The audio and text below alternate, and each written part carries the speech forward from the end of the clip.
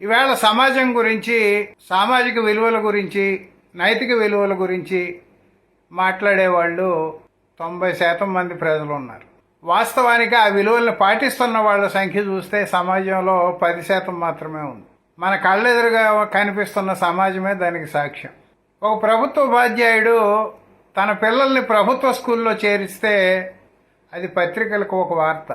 పోగొట్టుకున్న బంగారు గొలుసు తిరిగి దొరికితే అది పత్రికలకు ఒక వార్త.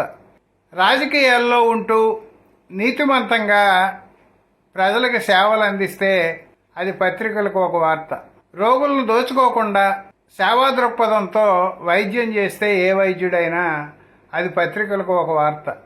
ఏ ప్రభుత్వ ఉద్యోగి అయినా లంచానికి ఆశించకుండా నిజాయితీగా పనిచేస్తే అది పత్రికలకు ఒక వార్త. అంటే నిజాయితీ, నైతిక విలువలు పాటించేవాళ్ళు లేదా తాము చెబుతున్న నీతులకు అనుగుణంగా ప్రవర్తించేవాళ్ళు పత్రికలకు ఒక వార్తగా మారుతున్నారు అంటే ఈ సమాజం ఎంతగా చెడిపోయిందో మనం అర్థం చేసుకోవచ్చు. గత 2-3 రోజుల్లో ఒక దినపత్రికలో వచ్చిన వార్తల క్లిప్పింగుల్ని 3 మీకు చూపెడతాం. అవి సమాజానికి అర్థం పడుతున్నాయి.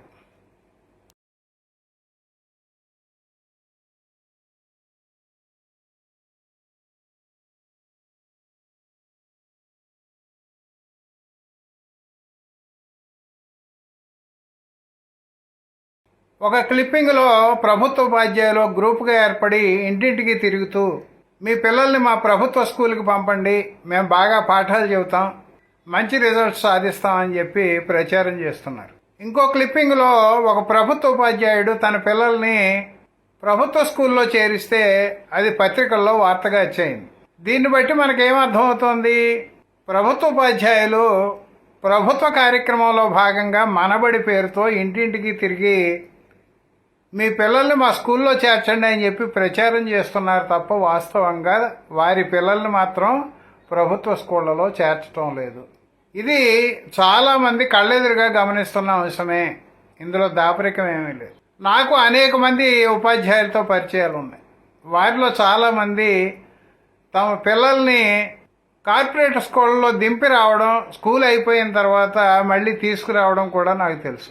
మరి మనం ఇంటింటికి ప్రచారం చేస్తూ మీ పిల్లల్ని మా స్కూల్లో చేర్చండి అని చెబుతున్న ఉపాధ్యాయులు తమ పిల్లల దగ్గరికి వచ్చేటప్పటికి కార్పొరేట్ స్కూళ్ళలోనో ఇతర కాన్వెంట్లలోనో జాయిన్ చేయడం ఎంతవరకు సాగు?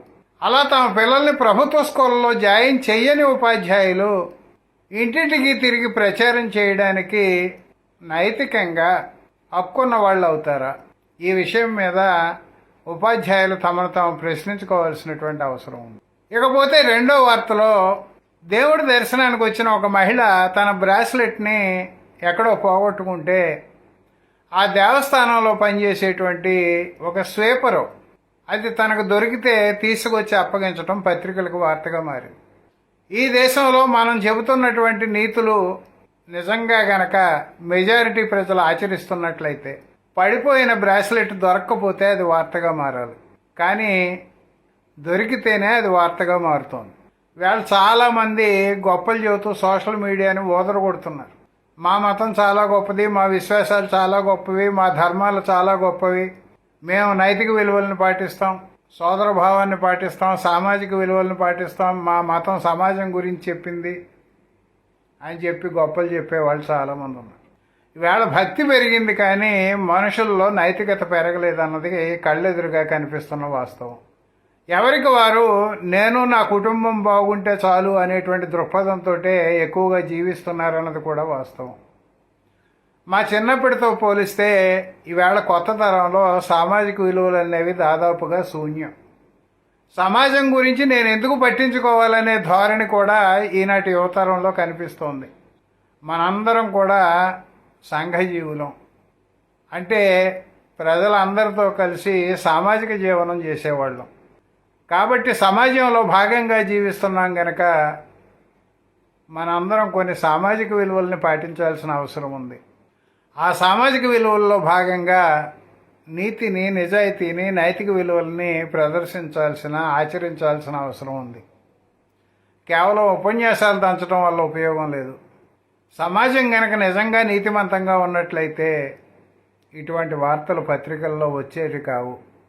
ఫలానా దేశంలో ఈ తరహా ధోరణి కనిపించదు, ప్రజలకి చిన్నప్పటి నుంచి నీతిమంతంగా జీవించడం ఎలాగో చెబుతారు, చట్టాలకు లోబడి జీవించడం ఎలాగో చెబుతారు, బయటికి వెళ్తే మనం ఏ రకంగా ప్రవర్తించాలో వాళ్ళకి చిన్నప్పటి నుంచి కూడా పాఠాలుగా చెబుతారు అని మాబోటి వాళ్ళు ఎవరైనా ఏ దేశాన్నైనా ఉదహరిస్తే, మన దేశాన్ని కించపరుస్తున్నావు నువ్వు అని చెప్పి కామెంట్లు చేసేటువంటి మహానుభావులు కూడా చాలామంది ఉన్నారు.